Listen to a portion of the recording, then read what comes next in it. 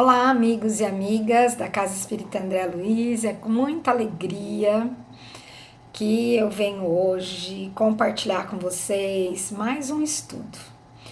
E para esse estudo, eu escolhi um texto para a gente iniciar. Esse texto está no livro Caminho, Verdade e Vida, que é um livro psicografado por Chico, Mensagens de Emmanuel. E vou ler a mensagem que está no capítulo 18, Purificação Íntima. E começa a mensagem com uma citação que está em Tiago, capítulo 4, versículo 8.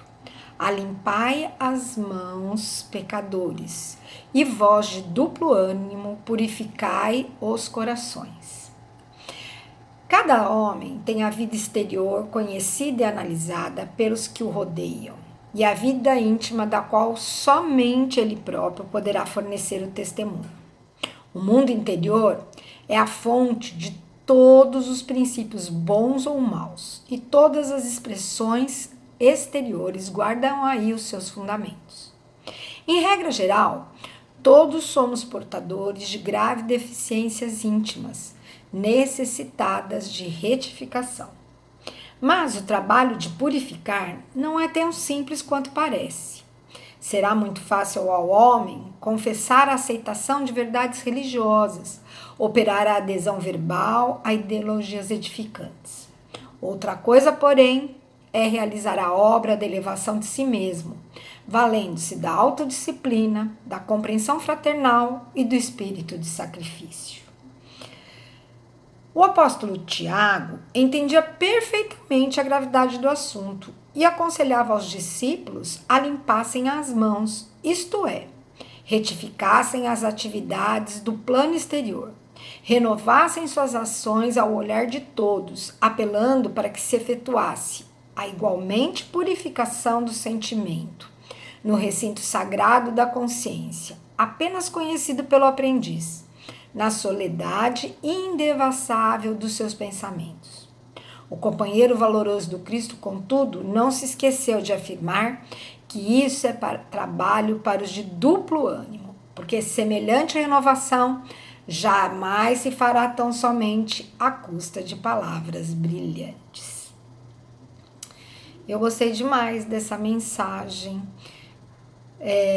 porque Emmanuel, diz para nós que essa tarefa, esse trabalho de purificação não é tão simples quanto nos parece, Na doutrina espírita a gente fala muito que o nosso objetivo nessa encarnação, como em qualquer encarnação que a gente tenha a oportunidade, que a nossa missão é o quê? É a nossa transformação moral, que é esse trabalho de purificação. E Emmanuel nos diz que isso não é tão fácil, Que na verdade é fácil a gente aceitar verdades religiosas, fazer uma adesão verbal, mas que realizar essa obra de elevação de si mesmo precisa ter autodisciplina, compreensão fraternal e espírito de sacrifício,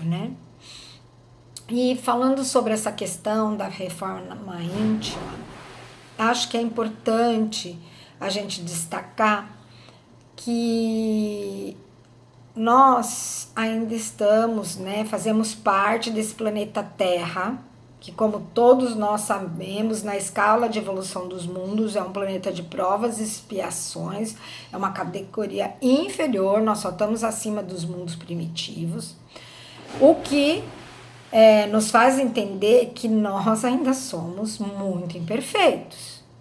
Tanto é que há um mal que prevalece, Então não adianta a gente procurar a perfeição aqui na Terra. Muito difícil o espírito que está mais elevado, Pode ter, claro, que veio para cumprir uma missão de ajudar-nos, na nossa evolução. Mas a maioria, a grande maioria de nós é imperfeito. Então, todos nós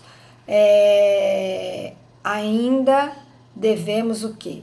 Buscar diariamente, dioturnamente, o nosso aperfeiçoamento, o nosso crescimento, o nosso progresso, tanto intelectual como moral. Afinal de contas, a gente sempre fala, né, que o planeta Terra não é uma escola. Quem está na escola está para aprender, não é isso? Mas é importante que a gente perceba, então, que somos muito imperfeitos, todos nós. E o que isso faz a gente pensar, né? Que a gente tem que tolerar o defeito alheio, assim como a gente quer que tolerem os nossos defeitos. E outra coisa, perceber que essa transformação moral, que essa reforma íntima, não é tão, vamos dizer assim, tão simples de ser feita, né? Nós estamos aí há quantas encarnações buscando essa reforma íntima, buscando essa nossa transformação moral, e nós ainda encarnamos aqui na Terra, nesse planeta que é provas e expiações. Então, é um processo isso. Então, a gente tem que ter essa paciência, né, tanto conosco como com o nosso irmão. E no Evangelho segundo o Espiritismo, lá no capítulo 17, que tem o título como Sede Perfeitos, eu destaquei duas questões ainda para a gente analisar essa questão da transformação moral, né? O que é necessário para a gente ser um homem de bem e o que é necessário para a gente ser um bom espírita, que lá no capítulo Sedes Perfeitos está no item 3 e no item 4. Eu destaquei aqui, quando ele fala do homem de bem, que ele enumera, né, Kardec enumera uma série de competências e habilidades que a pessoa tem que ter para ser um homem de bem.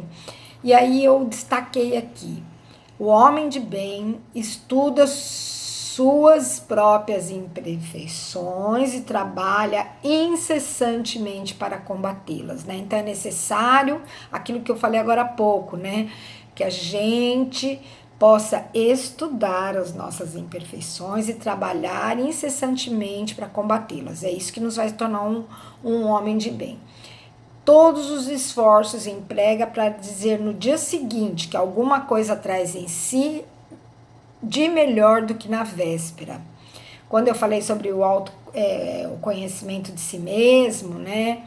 A gente falou sobre isso, né, na questão 919, lá do Livro dos Espíritos. Santo Agostinho falava sobre isso, né, da gente analisar, né, da gente tentar fazer uma análise do nosso dia. E se no dia seguinte eu conseguir trazer algo melhor do que eu fiz no dia anterior, já é maravilhoso, né.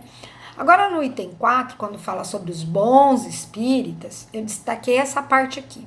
Aquele que pode ser, com razão, qualificado de espírita verdadeiro e sincero, se acha em grau superior de adiantamento moral.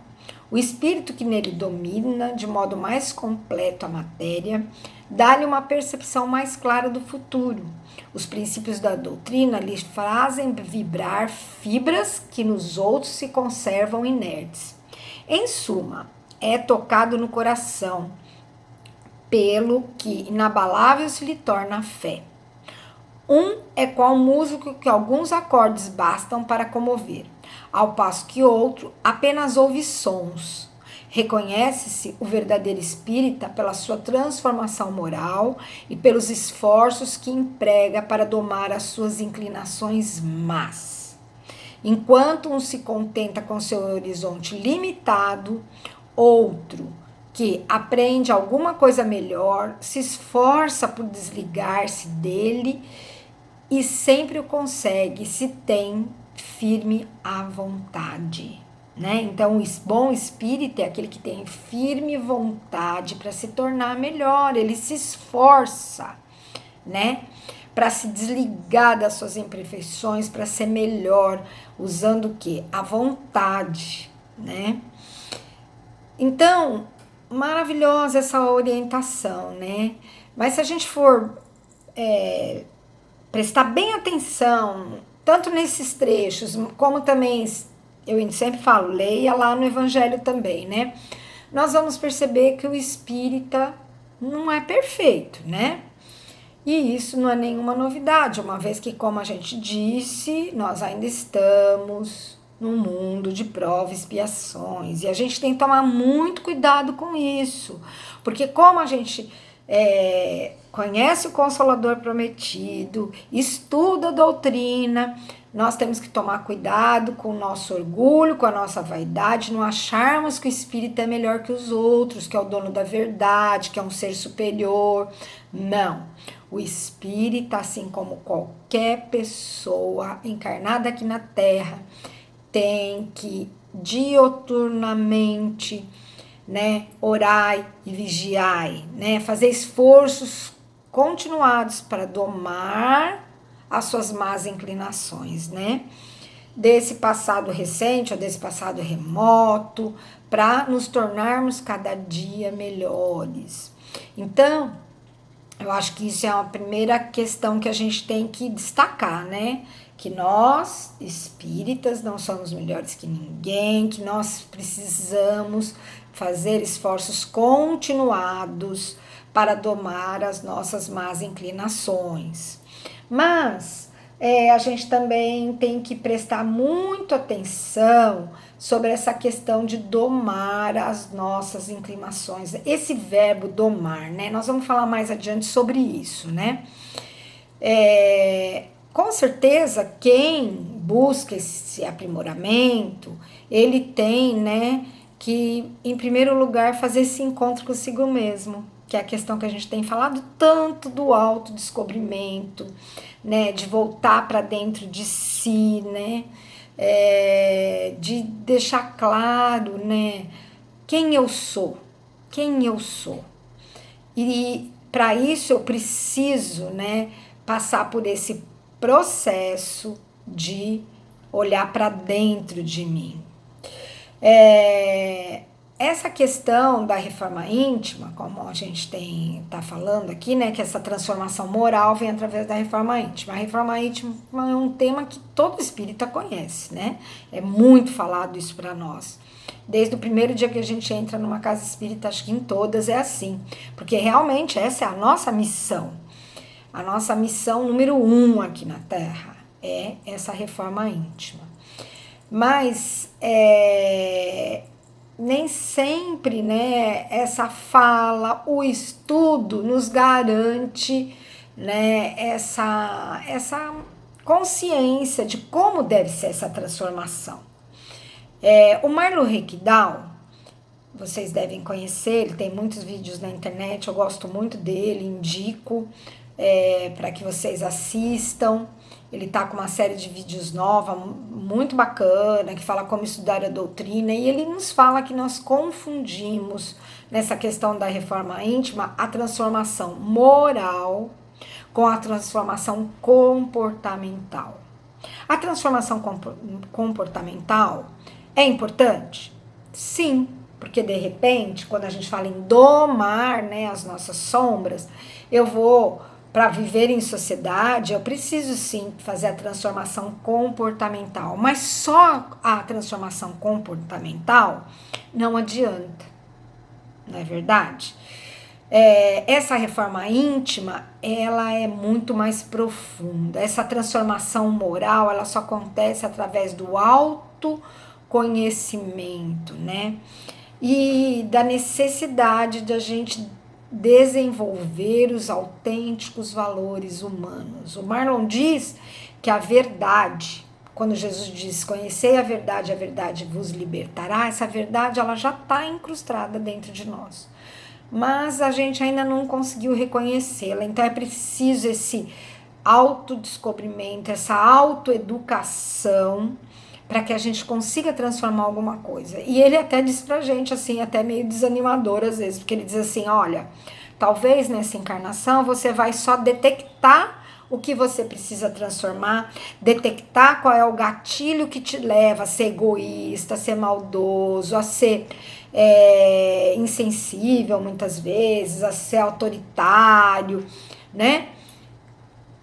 Você vai identificar, mas você não vai ainda conseguir fazer essa transformação. A transformação comportamental, ela é necessária para que a gente viva bem na sociedade, né? Para que a gente tenha como se diz, não chute o pau da barraca toda hora com os nossos companheiros, porque nós somos um ser que vive em comunidade. Mas o importante, nós estamos aqui, não é só para mudar um comportamento pondo uma máscara, né? De bonzinho, de bacaninha, de que tá sempre feliz, né? Não, nós temos que realmente sentir. É aquilo que o Emmanuel fala lá em cima, né? Na mensagem, ele nos traz. Deixa eu pegar aqui a mensagem para poder reler aqui para vocês, né? Ele fala que a modificação, a purificação do sentimento no recinto sagrado da consciência, apenas conhecido pelo aprendiz, na soledade indevassável dos seus pensamentos, né? Então é essa que é a verdadeira transformação moral e que a gente deve buscar. E que, com certeza, ela é dolorosa, né? Mas nós temos que perceber, né, quais são as dores do crescimento e quais são as dores da nossa incapacidade de ligar com essas forças que nós ignoramos dentro de nós, né? Essas forças subjetivas que a gente ignora dentro de nós. Então, é muito importante que a gente saiba qual que é a dor do crescimento ou qual é a dor da incapacidade de lidar. Porque quando a gente faz a mudança só comportamental, a gente fica com essa dor aí, que às vezes até se transforma numa doença, que é essa incapacidade de lidar com as nossas imperfeições, de aceitar que somos imperfeitos, né? E aí vem outra palavrinha à minha mente, que é a questão da autocrítica, né? Que é o quê? Aquela capacidade do indivíduo, né, de fazer, de realizar a crítica a si mesmo, né? Que implica a análise dos seus atos, a maneira de agir, os erros cometidos, as possibilidades de realizar a autocorreção, né? Então, quando a gente faz uma análise fria, isenta, né? Por que eu me comportei daquela forma, né? Ao receber uma resposta do meu amigo, do meu colega de trabalho. Então, é essa análise que a gente precisa fazer e que Santo Agostinho já falava lá na questão 919, né? Porque, em geral, a gente tá vivendo no piloto automático, com impulsos inconscientes, né? O que isso nos traz? Descontrole emocional e desarmonia. E isso vai trazer essa dor que vira doença. Porque a gente acaba se colocando na posição de vítima, de coitadinho, a culpa é sempre do outro, a culpa nunca é nossa. Então, esse autoconhecimento, né, é que nos dá a capacidade de saber quais são os nossos pontos frágeis, né? E até a quem nós atribuímos nossas emoções, nossos sentimentos, facilitando que a gente compreenda melhor a nós mesmos para poder compreender melhor quem está ao nosso lado. É claro que isso precisa de maturidade, né? Maturidade para ouvir, né, a nossa consciência em detrimento dos apelos do ego, tá? Jung já afirmava: até onde podemos discernir, o único propósito da existência humana é acender uma luz na escuridão do mero ser.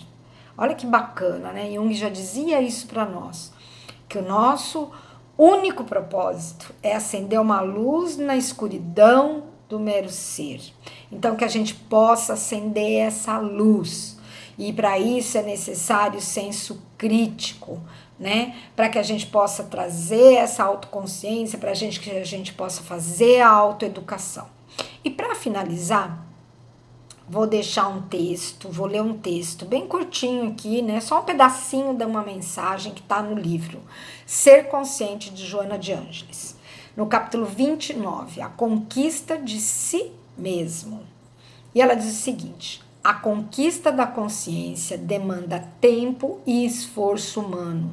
tornando-se o grande desafio do processo da evolução do ser.